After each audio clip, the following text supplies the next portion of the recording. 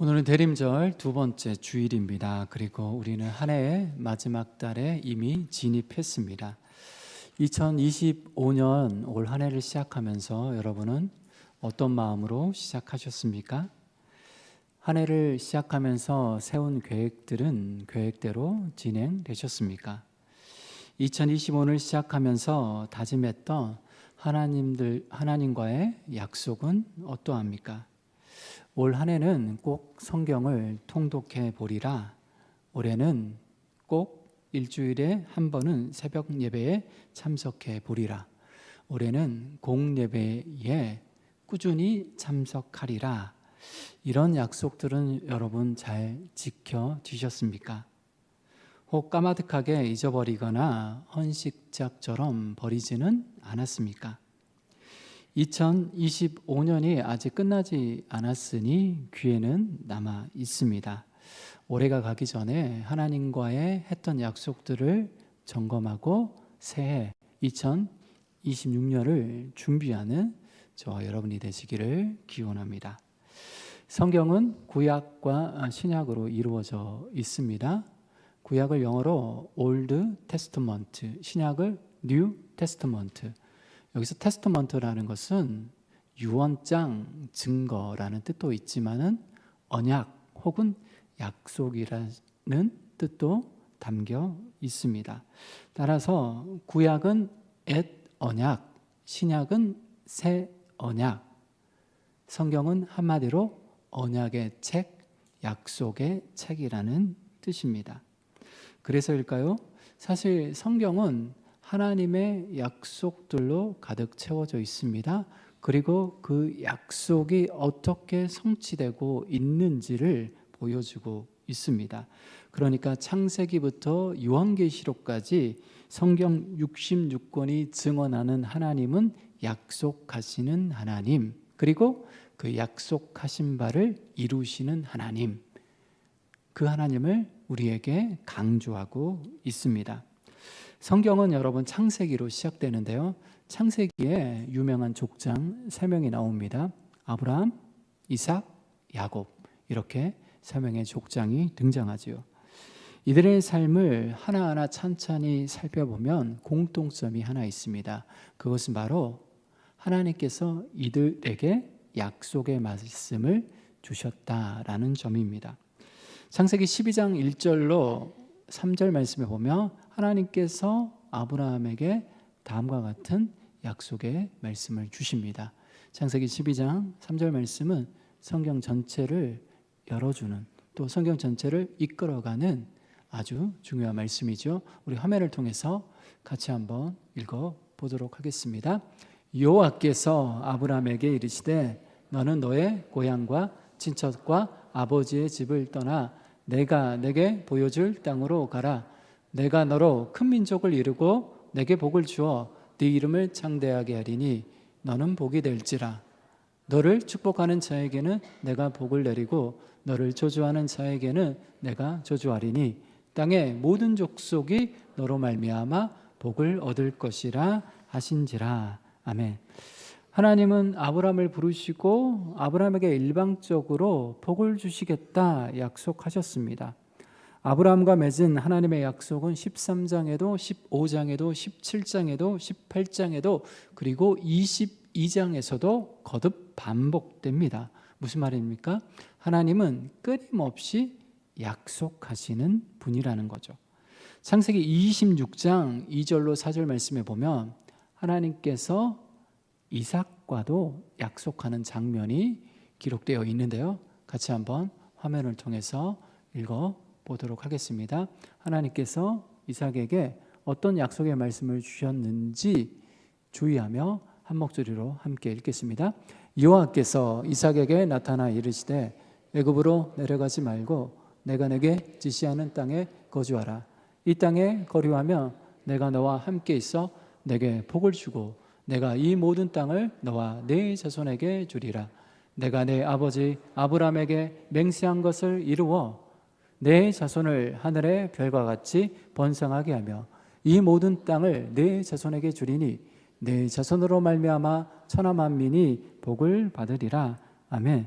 하나님은 아브라함과 맺은 약속을 근거로 이삭에게도 복을 주시겠다라고 약속하십니다. 이삭과 맺은 하나님의 약속은 26장에 한 번 더 반복되어 있습니다. 창세기 28장 13절로 15절에 보면 하나님은 형 에서를 피해 밧단 아람으로 도망가는 야곱에게 다음과 같이 약속해 주십니다.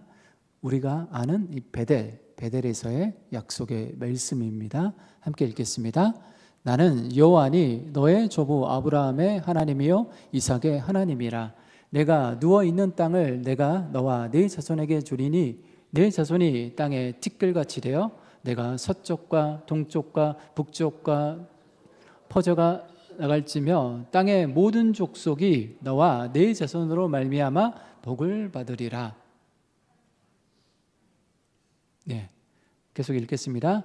내가 너와 함께 있어 내가 어디로 가든지 너를 지키며 너를 이끌어 이 땅으로 돌아오게 할지라. 내가 내게 허락한 것을 다 이루기까지 너를 떠나지 아니하리라 하신지라. 아멘. 하나님은 자신을 아브라함의 하나님이요 이삭의 하나님으로, 그러니까 아브라함과 이삭과 약속하셨던 하나님으로 소개하며 야곱에게도 복을 주시겠다라고 약속하십니다.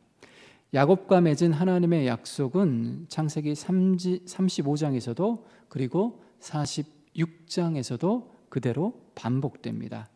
자, 이렇듯 여러분 창세기는 온통 하나님의 약속들로 채워져 있습니다. 그런데 앞서 언급했듯이 사실 창세기뿐만 아니라 성경 66권 전체가 하나님의 약속들로 채워져 있습니다. 정확하게 말하자면 하나님의 약속과 그 약속의 성취로 이루어져 있습니다. 그래서 성경은 한마디로 Old Testament, New Testament, 언약의 책, 약속의 책이라고 부르는 거죠. 오늘 본문의 주인공인 사도 바울 역시 하나님은 바로 약속하시는 하나님, 그리고 그 약속을 이루어 주시는 하나님임을 강조합니다.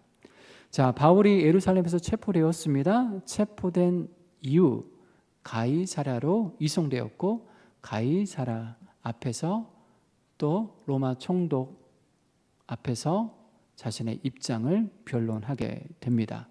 자, 어쨌든 예루살렘에서 체포되어 결국 어디까지 갑니까? 로마로 가죠. 로마로 이송되기까지 5번의 변론의 기회를 갖게 됩니다. 자, 첫 번째는 유대 군중들 앞에서, 두 번째는 사내들인 공회 앞에서, 세 번째는 벨릭스 총독 앞에서, 네 번째는 베스도 총독 앞에서, 마지막 5번째는 분봉왕 아그리빠 왕 앞에서, 이렇게 5번의 변론의 기회를 얻게 되죠. 자, 오늘 본문은 5번째 변론입니다. 분봉왕 헤롯 왕 앞에서 자신의 입장을 피력합니다. 자, 지난주에 살펴보았듯이 신임 총독 베스도는 분봉왕 헤롯 아그리빠의 방문을 이용하여 그에게 바울 재판과 관련된 자신의 난처한 입장을 설명합니다. 자, 바울이 로마 황제 가이사에게 상소했습니다. 따라서 이제 바울이 로마 황제 앞에서 재판을 받아야 되는데 상소할 자료, 상소할 근거가 마땅치 않았습니다. 뚜렷한 혐의가 있는 것도 아니고 제목이 있는 것도 아니고 이대로 황제 가이사에게 보낼 수는 없는 거죠. 상소를 하려면 뭔가 문서를 작성해야 되고 그 문서에는 바울이 어떤 혐의로 상소하게 되었는지, 어떤 제목이 있는지에 대해서 상세하게 밝혀야 되는데 그런 내용들이 없었던 거죠. 그래서 베스도는 아그리빠 왕의 조언을 구하고자 바울 사건의 진상을 소상하게 설명합니다. 아그리빠 왕은 바울 사건에 관한 베스도의 보고에 적극적으로 반응합니다. 하여 아그리빠 왕 자신이 직접 바울의 말을 듣고자 요청하였고 바울은 아그리빠 왕 앞에 서게 됩니다. 자, 이때 바울은 오히려 거침없이 자신의 입장을 변론하는데요.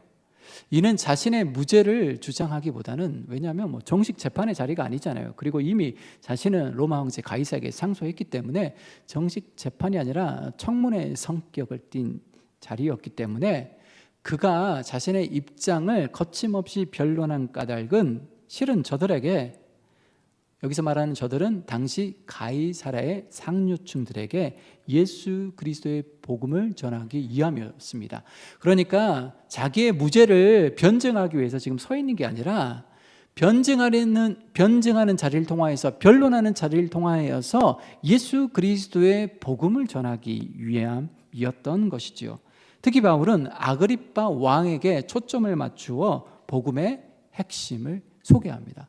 그러니까 여러분, 바울이 얼마나 예수 그리스도에게 미쳐있는 사람인지, 복음에 미쳐있는 사람인지, 어떤 방식으로든 때와 장소를 가리지 않고 복음을 전하려는 바울의 열정과 의지를 우리는 본문에서 다시 한번 확인하게 됩니다. 바울은 먼저 자신을 소개한 후 자신이 현재 어떤 이유 때문에 신문을 받고 있는지, 그리고 유대인들에게 고소를 당했는지를 설명하는데요. 자, 본문 6절 7절 말씀 보십시오. 사도행전 26장 6절 7절 말씀. 자, 아그리빠 왕 앞에서 자신이 지금 왜 신문을 받고 있는지, 자신이 왜 유대인들로부터 고소고발되었는지, 이런 미결수의 신분에 묶여 있는지를 설명하고 있습니다. 6절 7절 말씀 한 목소리로 읽겠습니다. 자, 이제도 여기 서서 신문 받는 것은 하나님이 우리 조상에게 약속하신 것을 바라는 까닭이니, 이 약속은 우리 12지파가 밤낮으로 간절히 하나님을 받들어 섬김으로 얻기를 바라는 바인데, 아그리빠 왕이여, 이 소망으로 말미암아 내가 유대인들에게 고소를 당하는 것이니이다. 아멘. 자, 바울이 여러분 왜 지금 신문을 받고 있습니까? 2년 동안 가이사라에 왜 구류되어 있었습니까? 미결수의 신분에 왜 묶여 있습니까? 바로 하나님이 우리 조상에게 약속하신 것을 바라는 까닭이다. 그러니까 하나님께서 아브라함에게, 이삭에게, 야곱에게 하신 약속 때문에 지금 자신이 구류되어 있다라는 거죠. 고소고발 당했다라는 거죠. 신문을 당한다라는 거죠. 하나님의 약속이 성취되길 소망하는 까닭에 조상들에게 약속하셨고, 그 약속이 실제 이루어지기를 간절히 바라는 까닭에 자신은 지금 신문을 받는다라는 거죠. 언뜻 보면 이해가 잘 되지 않습니다. 그렇죠? 그러나 여러분 본문을 깊이 생각해 보면, 그리고 오늘 설교 전체 맥락 속에서 들여다보면 바울의 이 말이 적확히 100% 맞는 말임을 우리는 확인할 수 있습니다. 자, 그러면 일단 그 약속이 뭔지를 한번 살펴봅시다. 하나님께서 조상들에게, 아브라함과 이삭과 야곱에게 하신 약속이 무엇입니까? 우리가 앞서 살펴보았죠. 하나님은 아브라함과 이삭과 야곱과 약속하시는 하나님이십니다. 그런데 아브라함과 하신 약속, 이삭과 하신 약속, 야곱과 하신 약속, 그러니까 하나님이 아브라함과 이삭과 야곱과 하신 그 약속에는 공통점이 있습니다. 우리가 앞서 빠르게 읽었는데 혹시 공통점을 찾으셨을까요? 창세기 통해서 우리가 조금 전에 읽어보았는데요. 어떤 공통점이 있을까요? 자, 핵심만 다시 한번 들어보시길 바랍니다. 자, 먼저 아브라함에게 주신 하나님의 약속의 말씀입니다.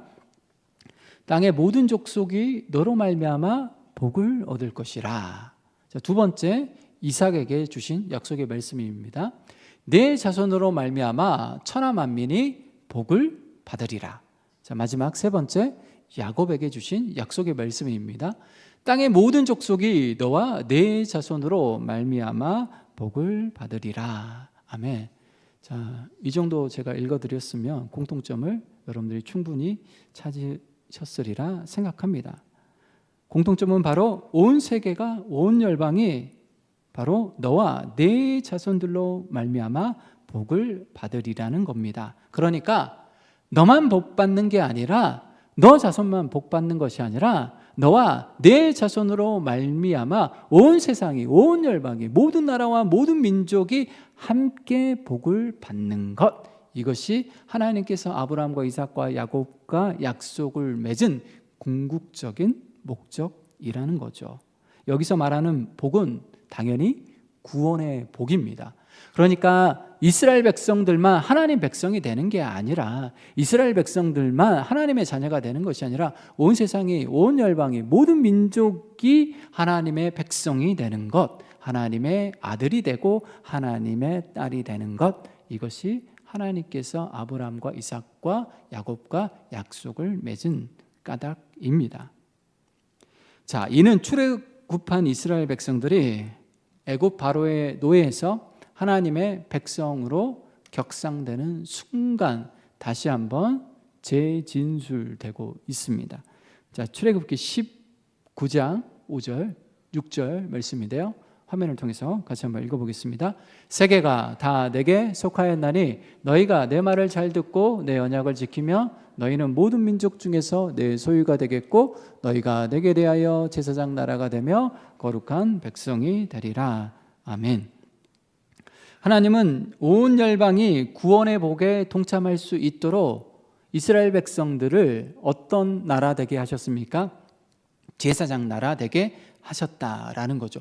제사장의 역할은 뭡니까? 하나님과 이스라엘 백성 사이를 연결하는 사람, 중재하는 사람이죠. 이스라엘 백성들이 자기가 알아서 제사를 드릴 수 있는 게 아니잖아요. 자기가 죄를 지으면 어떻게 해야 됩니까? 제사장의 제사의 인도하에 제물을 드릴 때 죄사함의 은총을 누리게 되는 거죠.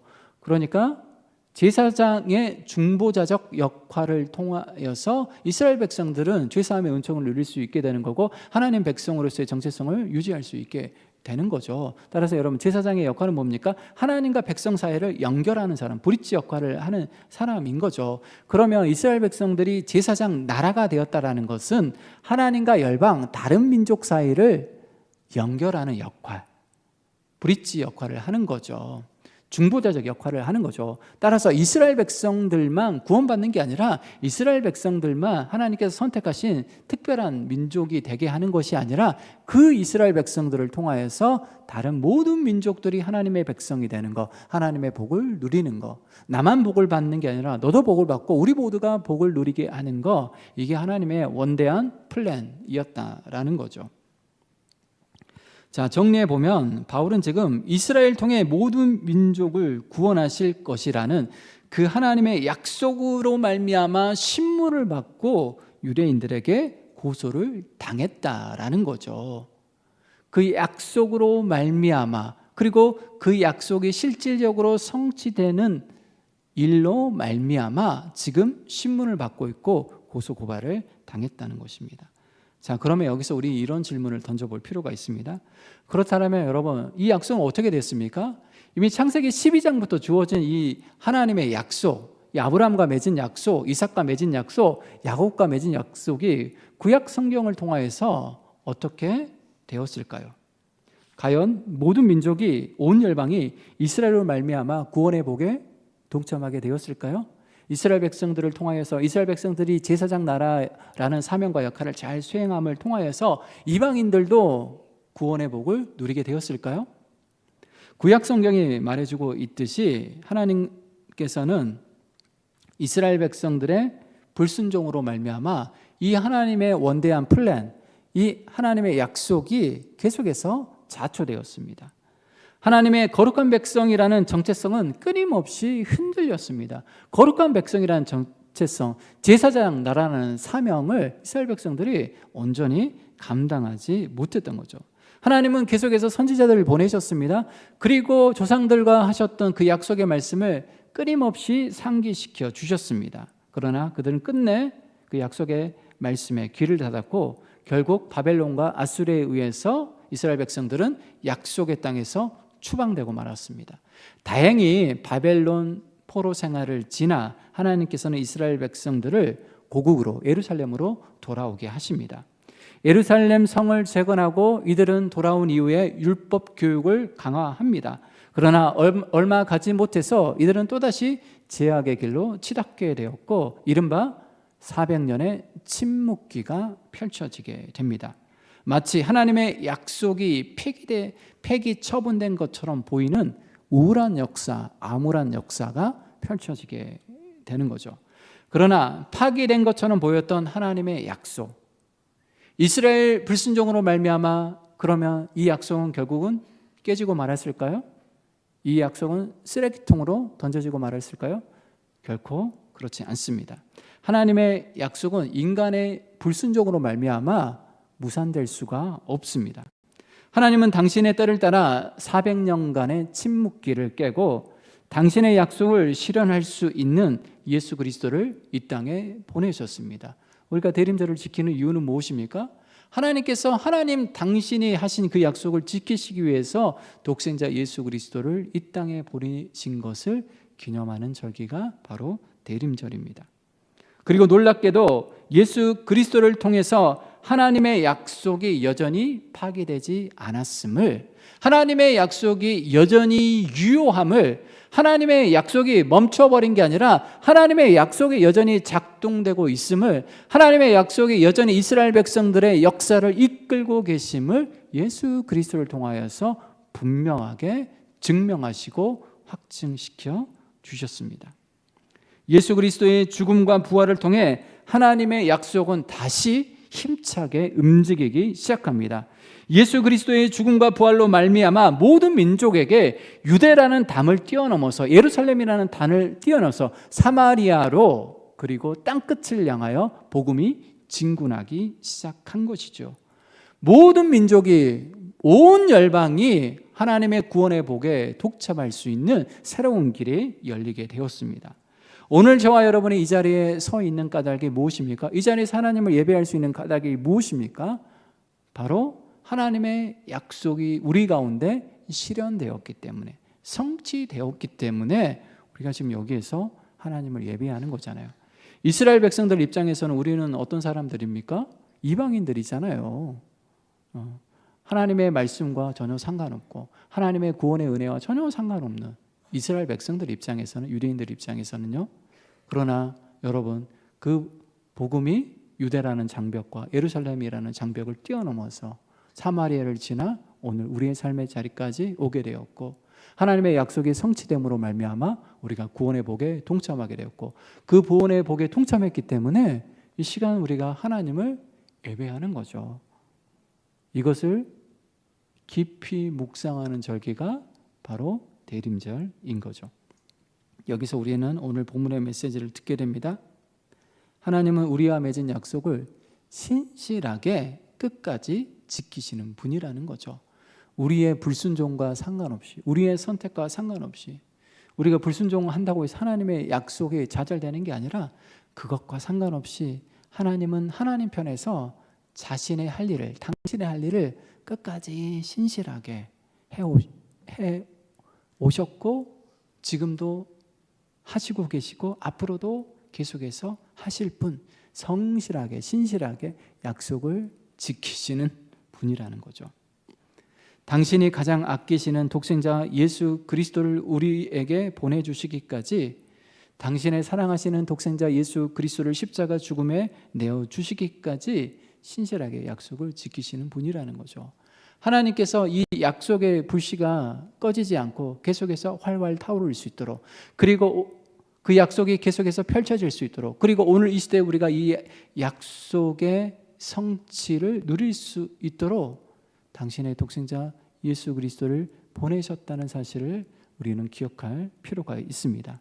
그런 의미에서 우리는 창세기를 읽으면서, 특히 아브라함과 이삭과 야곱과 약속하시는 하나님을 볼 때마다 우리의 마음이 뜨거워지지 않을 수 없습니다. 물론 창세기 12장만 읽으면, 창세기만 읽으면 우리가 확 더 깊이 우리 마음속에 그 하나님의 감동의 은혜가 새겨지지 않지만은, 물론 그럼에도 불구하고 하나님의 은혜를 받을 수 있지만, 그러나 예수 그리스도까지 연결된 이스라엘 역사를 전체를 보면 이 창세기에 주셨던, 아브라함에게 주셨던 약속의 말씀, 이삭에게 주셨던 약속의 말씀, 야곱에게 주셨던 이 약속의 말씀이 달리 들리는 거죠. 달리 보이는 거죠. 더 큰 감동으로 우리에게 다가오는 거죠. 자, 제가 다시 한번 요약해 드리겠습니다. 땅의 모든 족속이 너로 말미암아 복을 얻을 것이라. 내 자손으로 말미암아 천하 만민이 복을 받으리라. 땅의 모든 족속이 너와 내 자손으로 말미암아 복을 받으리라. 여러분, 이 약속 안에는 이미 예수 그리스도가 새겨져 있습니다. 그러니까 하나님은 아브라함에게 약속하실 때 이미 당신이 가장 아끼시는 것, 당신이 가장 사랑하시는 것을 포기하기로, 희생하기로 작정하신 거죠. 그러니까 이 약속이 성취되기까지는 당신의 모든 것을 거래해야 된다는 것을 이미 알고 계셨던 거죠. 2000년 후에 독생자 예수 그리스도를 보내야 한다는 것을 이미 알고 계셨던 거죠. 이미 여러분, 아브라함에게 하나님의 온대한 플랜을 밝히실 때 그 플랜 안에는 예수 그리스도를 보내시겠다라는 하나님의 잠정적인 계획이 거기에는 새겨져 있었다라는 거죠. 무슨 말입니까? 하나님이 이스라엘 조상들과 하신 약속은 그저 복 받으라는 그런 차원의 말씀이 아닙니다. 하나님은 그 약속에 당신의 모든 것을 걸었다라는 거죠, 여러분. 하나님은 그 약속에 독생자 예수 그리스도를 걸었습니다. 한 줌의 흙으로 돌아갈 저와 여러분을 위해 모든 것을 희생하시고 모든 것을 포기하시기로 작정하셨던 거죠. 그러니까 빈말의 약속이 아닙니다. 우리는 빈말, 공허한 약속들을 하잖아요.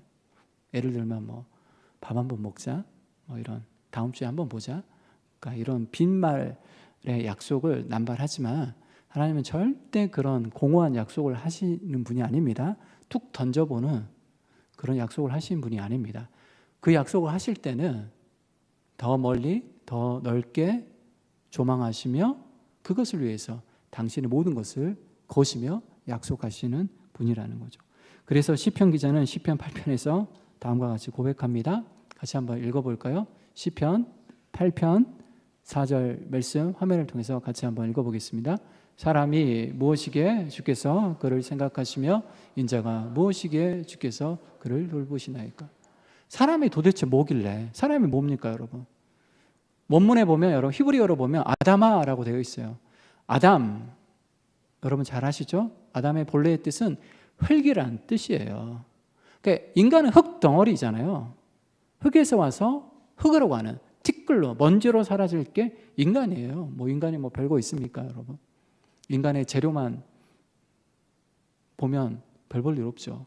그런데 그 흙 덩어리에 불과한 사람이 무엇이기에 주께서 그를 생각하시며, 하나님은 우리를 마음속에 늘 품고 있다는 거죠. 인자가 무엇이기에, 인자, 사람이라는 뜻입니다. 죽을 수밖에 없는 존재, 유한한 존재.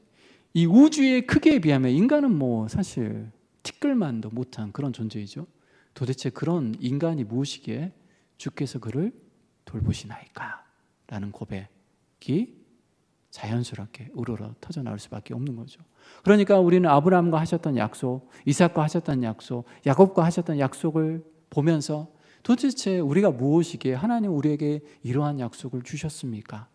그리고 우리가 무엇이기에 이 약속을 끝까지 지키기 위해서, 우리는 불순종하는데 하나님은 끝까지 이 약속을 지키기 위해서 당신의 모든 것을 거셨습니까? 독생자 예수 그리스도를 십자가 죽음에 넘기시기까지 우리와 하신 약속을 지키시기 위해서 씨름하셨던 그 하나님의 열정, 그 하나님의 의지에 우리는 놀라지 않을 수 없는 거죠. 여러분, 바로 이것을 사도 바울이 깨달은 겁니다. 하나님의 신실하심을 측량할 수 없는 그 하나님의 사랑을 깨달은 거죠. 그러니 사도 바울 역시 하나님의 약속의 성취를 위해서 자신의 상을 걸지 않을 수 없었던 거죠.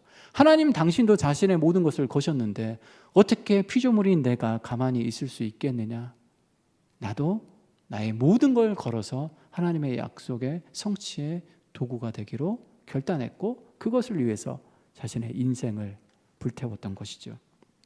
오늘은 대림절 두 번째 주일입니다. 하나님은 아브라함과 이삭과 야곱과 맺은 약속을 지키기 위해서 2000년 전에 예수 그리스도를 이 땅에 보내주셨습니다. 그렇게 보면 대림절은 하나님이 얼마나 우리를 사랑하시는지, 하나님이 얼마나 우리와 맺은 약속을 신실하게 지키시는지를 묵상하기에 아주 좋은 계절입니다.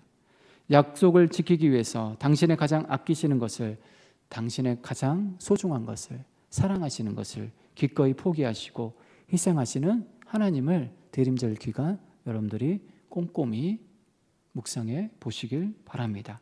우리가 그 하나님 앞에 어떻게 마땅히 반응해야 할까요? 오늘 저와 여러분은 신실하게 약속을 지키시는 하나님 앞에 어떻게 반응하고 있습니까? 당신의 모든 것을 걸었던, 아끼시고 사랑하시는 것을 기꺼이 내려놓기까지, 포기하면서까지 약속을 지키시는 그 하나님 앞에 오늘 저와 여러분은 어떻게 반응하고 있고 어떻게 응답하고 있습니까?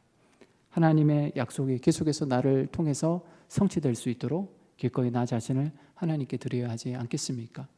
내 인생의 목적이 온통 나를 위한 삶이 아니라 하나님의 온대한 약속을 위해서 기꺼이 나 자신을, 내 물질을, 내 시간을, 내 열정을, 내 젊음을 기꺼이 드려야 하지 않겠습니까? 저와 여러분의 남은 생애가 하나님의 약속을 성취하는 도구가 되고 통로가 되시기를 축원합니다. 기도하겠습니다. 하나님 감사합니다. 2000년 전 예수 그리스도를 이 땅 가운데 보내주시고 마침내 아브라함과 이삭과 야곱과 하셨던 그 약속을 성취하셨던 주님, 우리도 그 신실하신 하나님 앞에 신실하게 응답하는 저희의 삶이 될 수 있도록 복 주옵소서.